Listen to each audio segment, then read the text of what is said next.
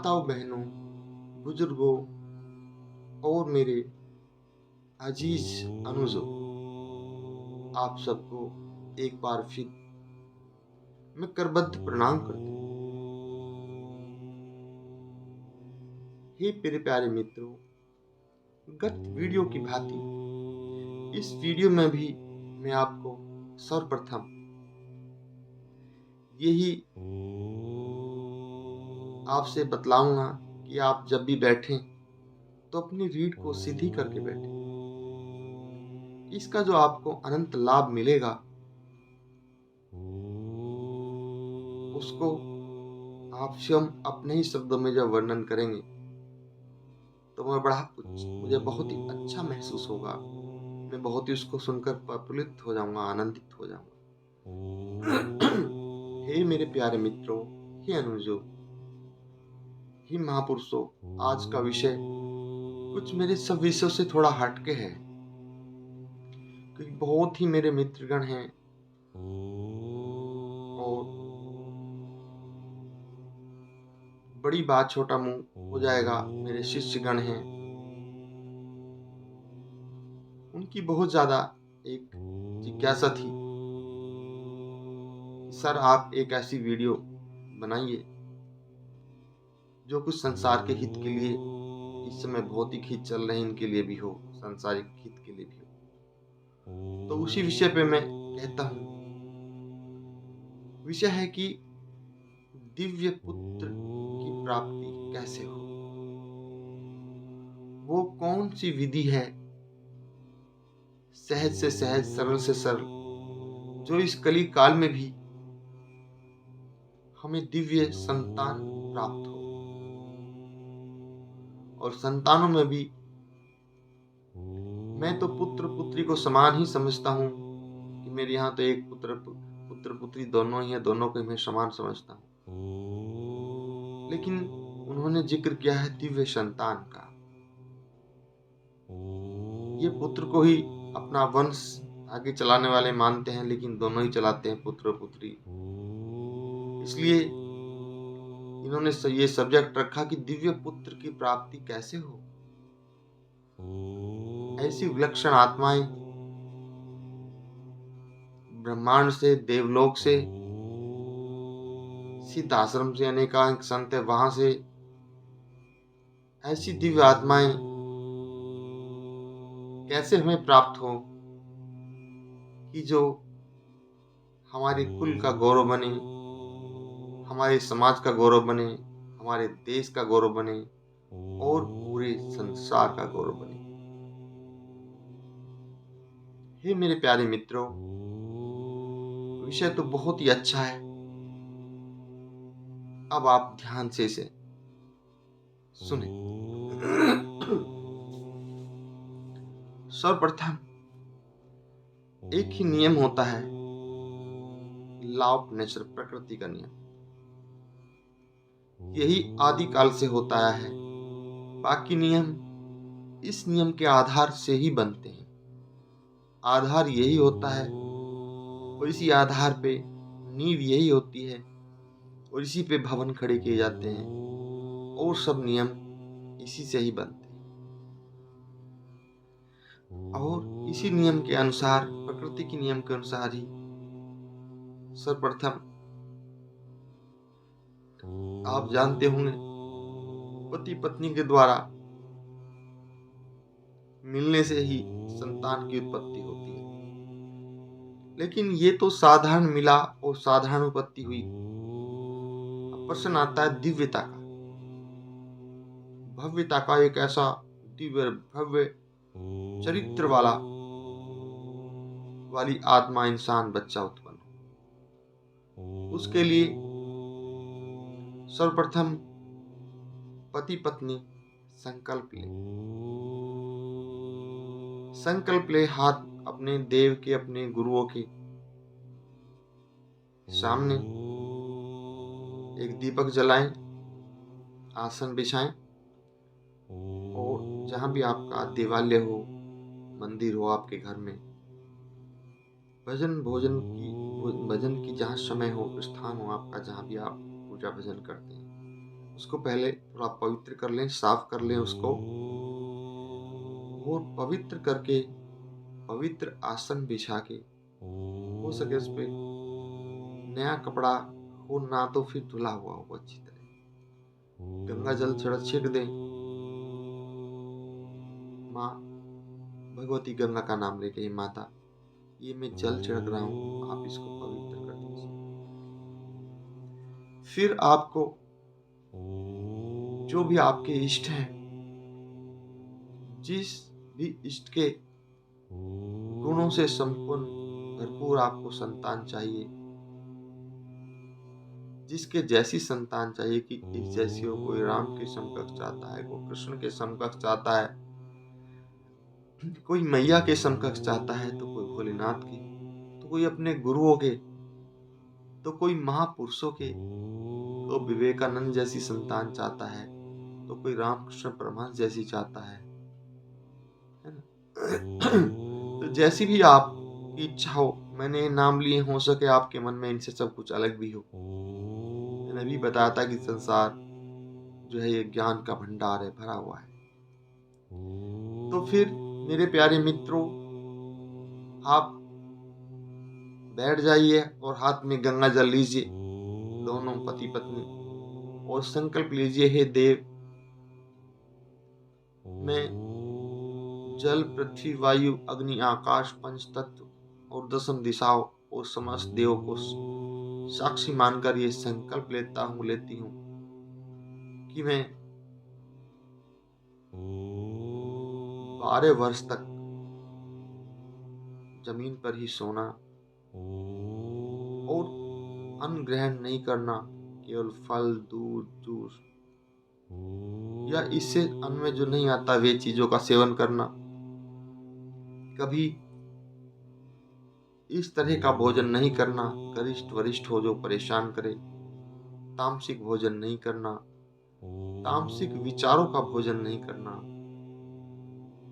तामसिक विचार कटु वचन नहीं बोलने, और जिसके जैसा भी आप संतान चाहिए उस ही देव का भजन स्मरण सुमरण चिंतन ध्यान मनन, इनमें से जो भी आप कर सकते हैं या सब कर सकते हैं, उसका आप कहें कि वो भी मैं करूँगा करूँगी, जैसा भी आप संकल्प लें। इसे लेने के बाद उनसे आशीष प्राप्त करें, हे देव आशीष दे, ये आपके समकक्ष ही गुणों से संपन्न पुत्र या पुत्री संतान, जो भी ऐसी आपकी इच्छा हो, वो हमारे गर्भ से जन्म ले, हम पर ऐसी दया और कृपा करें। और अगर समय आप 12 वर्ष नहीं कर सकते हैं तो कम से कम 6 वर्ष तो कर ही ले, क्योंकि आपने दिव्य संतान मांगी है, और जो कल्याण करे स्वयं का इस समाज का। इसलिए मैंने दिव्यता की बात कही है, ये छोटी मोटी बात नहीं कही। और फिर आपने देखा होगा कई बार 2 4 10 साल 12 साल 15 साल 20 साल तक बाद भी संतान होती है, कोई बीमारी के कारण, किसी को नहीं हो पाते, या अनेक कारण, कोई फॉल्ट या डिफेक्ट आ जाता है, तब भी तो इंसान रहता है। लेकिन आपने तो दिव्य संतान की इच्छा करी, पहले एक आप साधारण संतान कर लीजिए, जब हो जाए तो फिर दिव्य वाली बात पे आ जाइएगा आप, नहीं तो आप शुरुआत में रहोगे तो आपका मन भटकता रहेगा, और आपका मनन चिंतन स्मरण ध्यान संध्या भजन से वो हट जाएगा, आपकी ऊर्जा जो कनेक्ट हुई है वो हट जाएगी।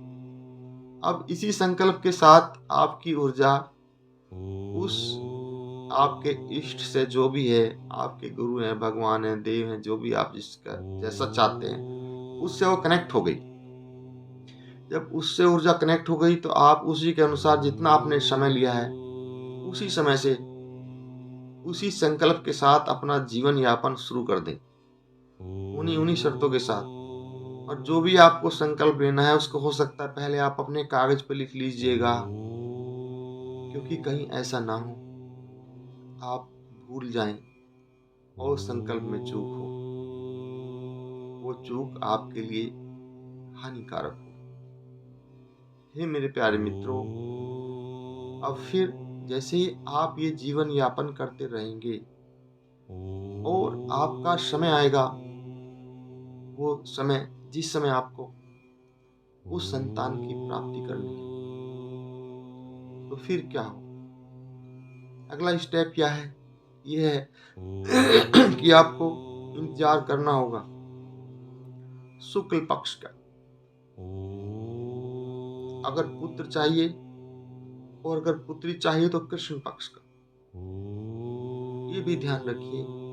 आपको फिर जब आपका समय संकल्प का पूर्ण हो जाए तो आपको जो है इंतजार करना पड़ेगा। अगर पुत्र चाहिए तो शुक्ल पक्ष और पुत्री चाहिए तो कृष्ण पक्ष।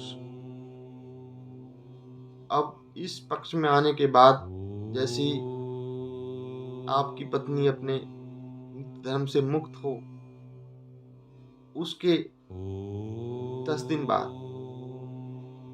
आप जब भी अपनी पुत्र की आपकी या पुत्री की लेने की इच्छा हो, सर्वप्रथम उस रात्रि आप शुक्ल पक्ष हो या कृष्ण पक्ष, पुत्री पुत्री के लिए, पुत्र या पुत्री के लिए मैंने बता ही दिया आपको।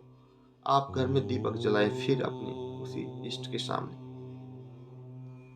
और फिर उससे दोनों पति पत्नी करबद्ध प्रार्थना करें, हे दिव्य, हे देव, हे ब्रह्मांड के नायक, जो भी आपको हैं, आप हैं जिसका भी है नाम लेके अमुक नाम आज वो समय हो गया है और अब हमें आशीष दें कि आज हम मिलना चाहते हैं। आपका दिव्यांश या वो आत्मा जो आपके गुणों से भरपूर हो हमारे गर्भ में आए, ऐसी आपसे प्रार्थना है। और उनसे आशीष और आज्ञा लें और फिर आप जाएं। अगर कृष्ण पक्ष है, पुत्री चाहिए तो आपके लेफ्ट साइड में आपकी पत्नी होनी चाहिए बेड पे, और पुत्र चाहिए तो शुक्ल पक्ष पे और सीधे हाथ पे आपकी पत्नी चाहिए। फिर जो भी सांसारिक क्रिया उससे आप निवृत्त हों, और निवृत्त होने के बाद फिर कम से कम 15 से 20 मिनट यथास्थिति आप विश्राम करें और फिर धन्यवाद दें प्रभु का, स्मरण करें, हे प्रभु, हे मालिक, आप हम पर दया करें। ये थोड़ा सेंस रखना ही होगा, क्योंकि दिव्य संतान वहीं आती हैं जो धैर्यवान होता है, ज्ञानवान होता है और जो है उत्तम नीतिवान होता है, संसार के कल्याण वाला होता है। कि दिव्य पुरुषों की यहीं तो दिव्य पुरुष होंगे, अच्छी आत्माओं के यहाँ। अब आप एक जो है झगड़ालू है, कर्कश आवाज में बोलता है, सबको पीड़ित करता है, तो वहां दिव्य संतान कैसे होगी? तो ही मेरे प्यारे मित्रों, बंधु बांधवों, आपसे फिर मैं कहता हूं, ये 100% हमारे ऋषियों, गुरुओं, हमारे पूर्वजों द्वारा ये प्रमाणित विधि में आपको बता रहा हूं। ऐसा करने से